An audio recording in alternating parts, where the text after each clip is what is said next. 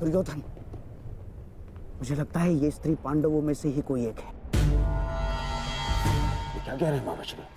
हाँ दुर्योधन, तुम सोचो ना, जब से हमने विराट पर आक्रमण किया है पांडवों में से कोई एक नहीं दिखा, कोई नहीं।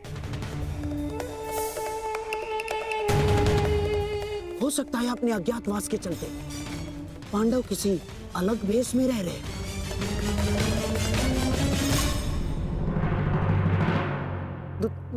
दुर्योधन, मुझे पूर्ण विश्वास है कि ये पांडवों में से ही कोई एक है। तुम मेरी बात मानो, ये वही है। यदि तुम किसी भी प्रकार इससे ये उगलवा सको तो पांडवों का अज्ञातवास भंग समझो। दुर्योधन, दुर्योधन, यदि हमने ये सिद्ध कर दिया कि ये पांडवों में से ही कोई एक है और स्त्री बनकर हमारे साथ छल कर रहा है, तो हम पुनः पांडवों को 13 वर्ष के लिए वनवास भेज देंगे।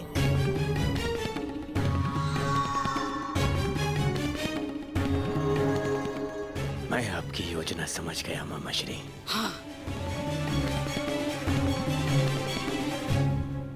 मैं तुमसे अंतिम बार पूछता हूं,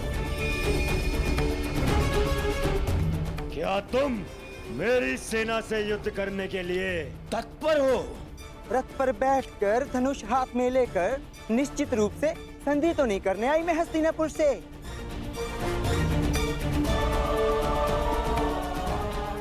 बृहनला नृत्य और संगीत भी नहीं जानती, और भी बहुत कुछ शेष है जो आपके समक्ष आने वाला है।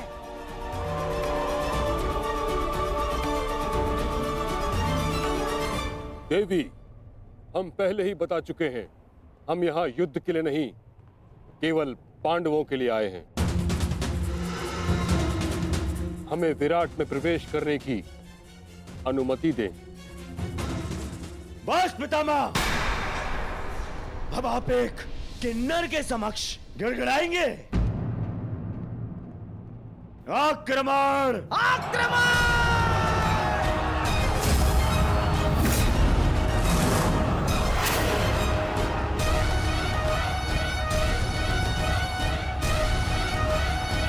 मैं अंतिम चेतावनी देती हूँ, विराट नगर की सीमा से दूर चले जाओ, अन्यथा मुझे अस्त्र चलाने होंगे।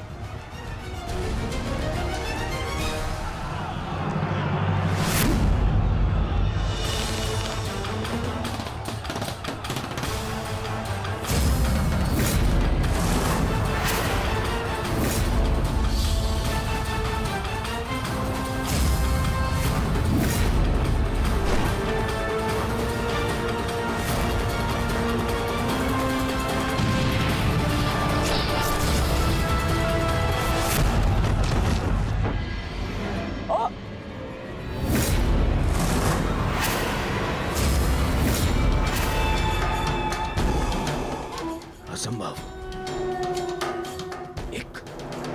एक स्त्री ऐसा नहीं कर सकती, और ऐसा धनुर कौशल अब एक बाण से मेरे सैकड़ों सैनिकों का वध कर दिया।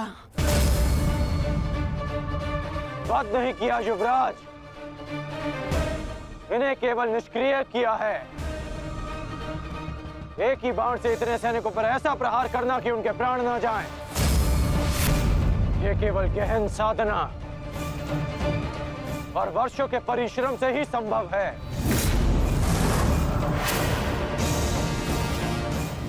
ये कोई साधारण योद्धा नहीं युवराज। तो तुम भी वही सोच रहे हो जो मैं सोच रहा हूं?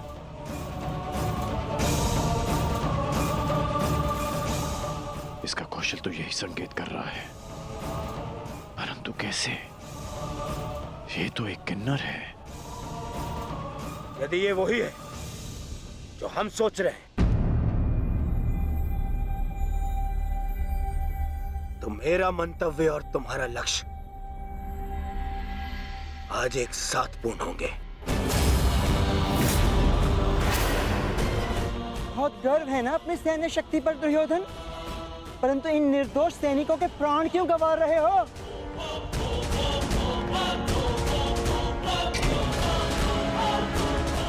आज मैं तेरे बाणों के साथ साथ तेरी जिह्वा को भी शांति कर दूंगा। आगे बढ़। तुमसे युद्ध करके मैं अपनी धनुर्विद्या का अपमान नहीं कर सकती। और वैसे भी तुम्हें धनुर्विद्या आती ही कहाँ है? कोई वीर तुम्हारी सेना में जो मेरे समक्ष आ सके, मेरे बाणों का उत्तर दे सके? इतना दुस्साहस हस्तिनापुर के वीरों को ललकारती है। पितामह, आगे बढ़िए। नहीं दुर्योधन, तुम में ना हो, परंतु मुझ में अभी क्षत्रित्व शेष है। मैं किसी नारी पर शस्त्र नहीं उठाऊंगा, और ये अर्धनारी है। आचार्य द्रोण,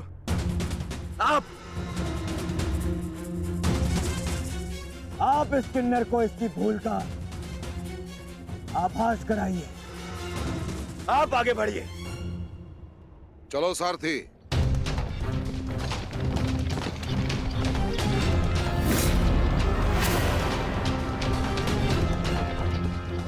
एक ऐसी परीक्षा है माधव जिसने मुझे लक्ष्य भेदना सिखाया। वही मेरे समक्ष लक्ष्य बनकर खड़ा है। विश्व का श्रेष्ठ धनुर्धर बनने की क्षमता है तुम में।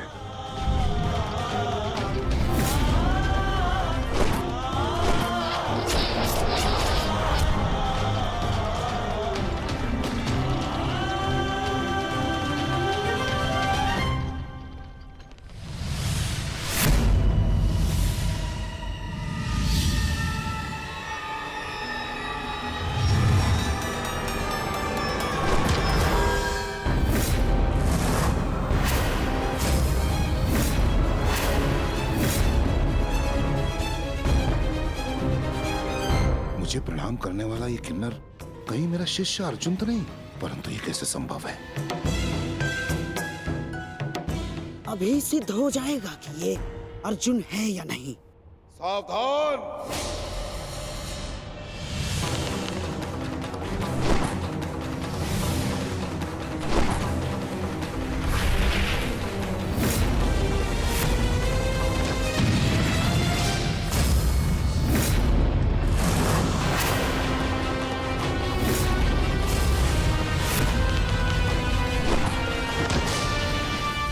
आचार्य,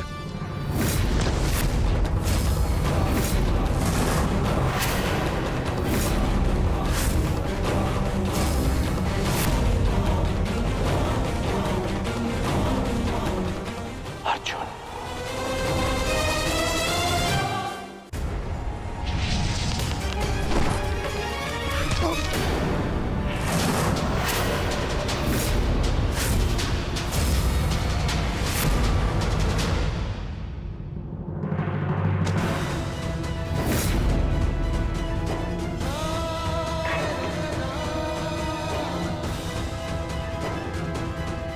सारथी, आचार्य का रथ लौटा लाओ।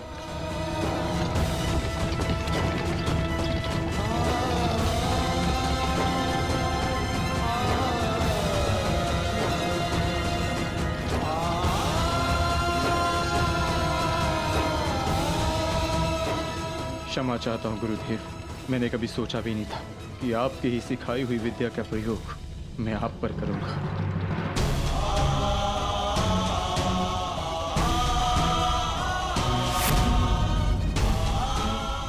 अर्जुन, तुम ऐसी मूर्खता क्यों कर रहे हो? अज्ञातवास पूर्ण होने में कुछ ही समय शेष है, फिर क्यों तुम रणभूमि में उतर आए? मैं माता कुंती को दिया वचन नहीं टूटने दे सकता।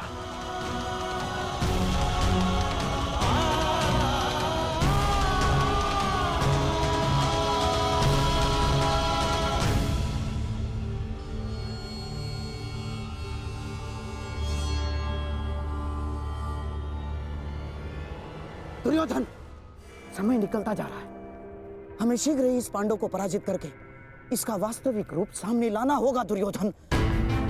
और यदि ये पांडव ना हुआ तो? आंखें खोलो दुर्योधन, देखो इस साधारण किन्नर ने किस प्रकार द्रोण को पराजित किया है। किसी भी साधारण योद्धा में इतना शौर्य तो नहीं है कि आचार्य द्रोण को पराजित कर सके। तुम्हें क्या लगता है कि अर्जुन के अतिरिक्त और कौन हो सकता है? पहचानने का प्रयास करो इसे। तुम दोनों ने एक ही साथ, एक ही स्थान पर, एक ही गुरु की छत्र छाया में अभ्यास किया है। अपनी आंखों से इसे धनुर्विद्या सीखते हुए देखा है तुमने। पहचानो इसे, कौन है ये?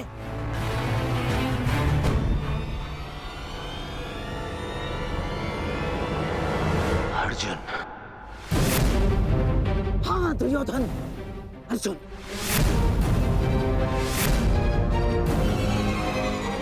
अब तुम्हें कैसे भी करके इसका वास्तविक रूप पितामह के सामने लाना है,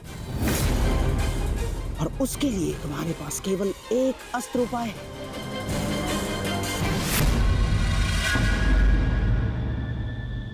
कर्ण। हाँ दुर्योधन, कर्ण ही वो योद्धा है जो अर्जुन का तोड़ है। और अब समय आ गया है हमारे कर्णास्त्र के प्रयोग का। मित्र कर्ण, ये कोई साधारण योद्धा नहीं है। मैं चाहता हूं कि तुम इसका गर्व भंग करो।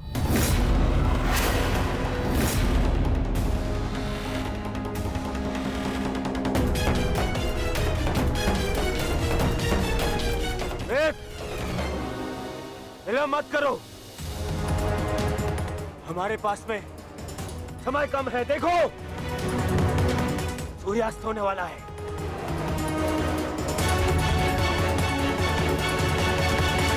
यदि एक मित्र का निवेदन स्वीकार नहीं है तो आप हस्तिनापुर के युवराज का आदेश स्वीकार करो। आगे बढ़ो, जाओ।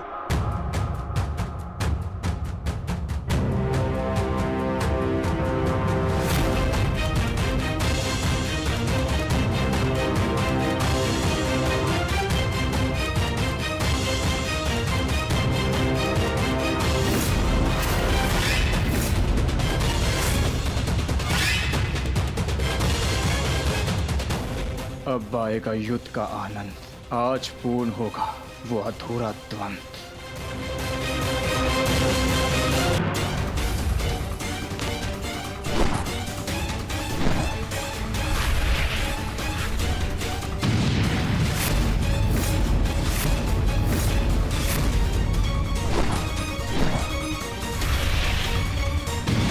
ये छोटे मोटे बाण चलाने का खेल बंद करो अंगराज। अर्जुन को सामने लाना है। वैष्णवास्त्र का प्रयोग करो।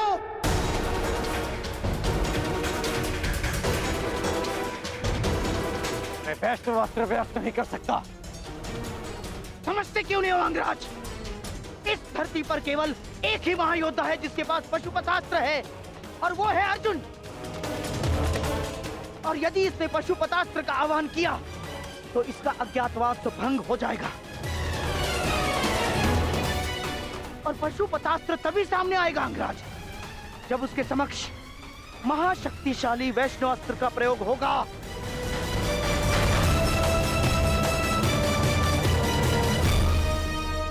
परंतु मैं किन्नर पर वैष्णवास्त्र का प्रयोग नहीं कर सकता। ये वैष्णवास्त्र का अपमान होगा।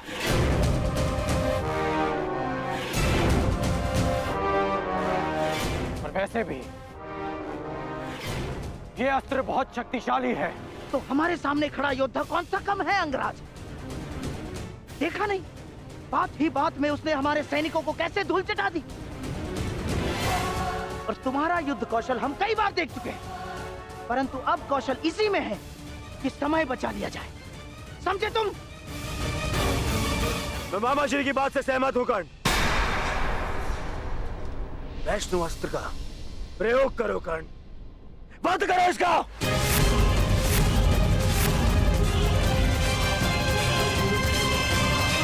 दुर्योधन, अब इस अर्जुन के पास केवल दो ही विकल्प है।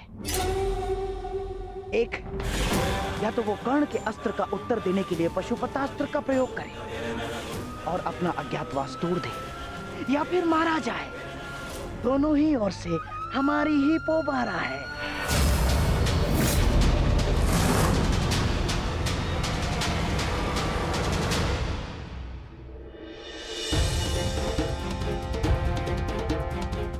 बस कुछ क्षण और, सूर्यास्त होने के साथ साथ यह अज्ञातवास दियस हो जाएगा। बस एक ही भय, लला के अर्जुन होने का भेद ना खुल जाए। ज्येष्ठ, विराटनगर अब सुशर्मा से सुरक्षित है। हम अपना कर्तव्य पूर्ण कर चुके हैं। हमें शीघ्र ही अर्जुन की सहायता के लिए रणभूमि में जाना चाहिए। नहीं भी, लला के रूप में वो भले ही अर्जुन को ना पहचान पाए। यदि हम पांचों एक साथ गए तो अज्ञातवास निश्चित रूप में भंग हो जाएगा। तो क्या हम अनुज अर्जुन को निस्सहाय छोड़ दें? आर्य अर्जुन निस्सहाय नहीं है आर्य भीम, वो तो पशुपातास्त्रधारी है और अभी तक उनकी ओर से कोई सूचना भी नहीं आई। इसका अर्थ तो यही है कि इन्होंने कौरवों को अभी तक उलझा के रखा है। मेरा अनुज अर्जुन वीर है, परंतु वो अकेला आचार्य द्रोण, पितामह भीष्म और कर्ण के बल का सामना कैसे करेगा? वहां शकुनी का छल भी होगा। संशय में मत रहिए ज्येष्ठ, अर्जुन को हमारी आवश्यकता है।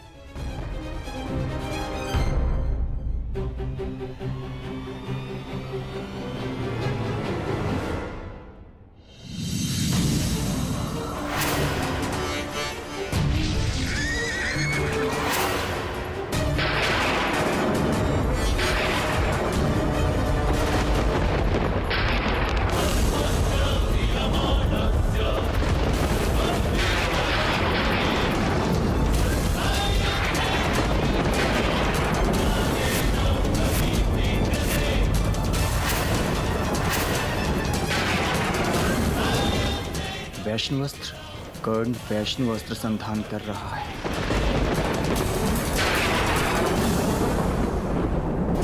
ये पशुपतास्त्र हर दिव्यास्त्र का उत्तर है अर्जुन। वैष्णवास्त्र हो या ब्रह्मास्त्र, पशुपतास्त्र सबको निस्तेज कर देगा।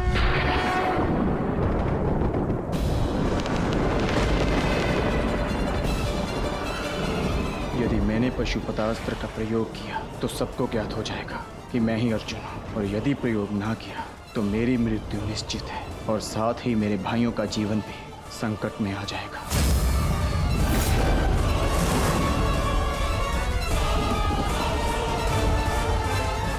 12 वर्ष का वनवास और सही, परंतु मैं अपने भाइयों और पांचाली को निर्बल नहीं होने दूंगा।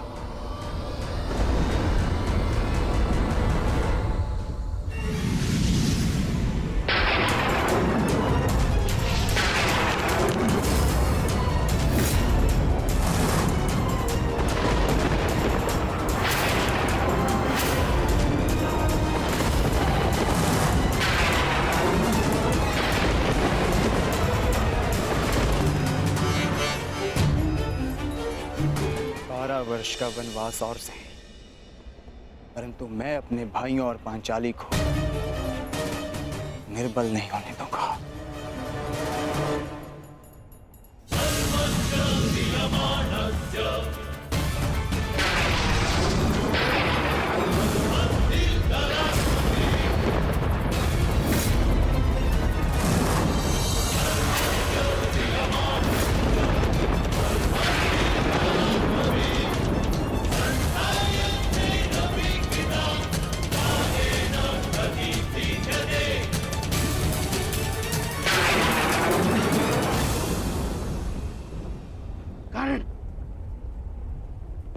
मित्र युवराज दुर्योधन को दिया वचन स्मरण करो। प्रयोग करो वैष्णवस्त्र का, प्रयोग करो। मुझे अपने मित्र कर्ण के ऊपर पूर्ण विश्वास है। मैं नहीं चाहता कि भाई भाई पर शस्त्र उठाए, क्योंकि इस युद्ध से विनाश के अतिरिक्त कुछ नहीं मिलने वाला।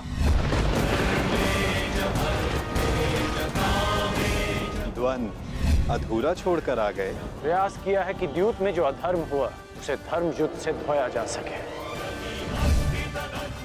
परंतु एक वचन भी है कि आपके पुत्र 1 वर्ष का अज्ञातवास अवश्य पूर्ण करेंगे। कर्ण को अपना हर वचन स्मरण है। मैंने युवराज दुर्योधन के लिए शस्त्र उठाने का वचन दिया है।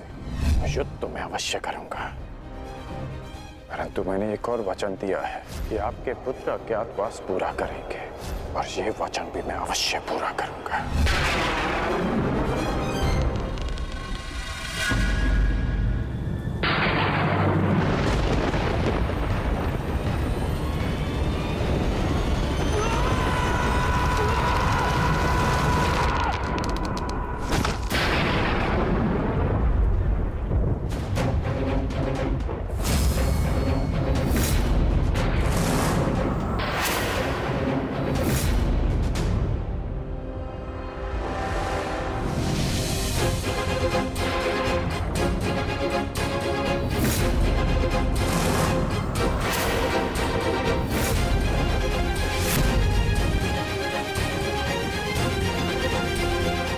धनुष की प्रत्यंचा टूट गई है बृहन्नला। पता नहीं कौन सी शक्ति है जो तुम्हारी सुरक्षा कर रही है, परंतु ये राधेकर्ण उस शक्ति के समक्ष अपनी पराजय स्वीकार करता है।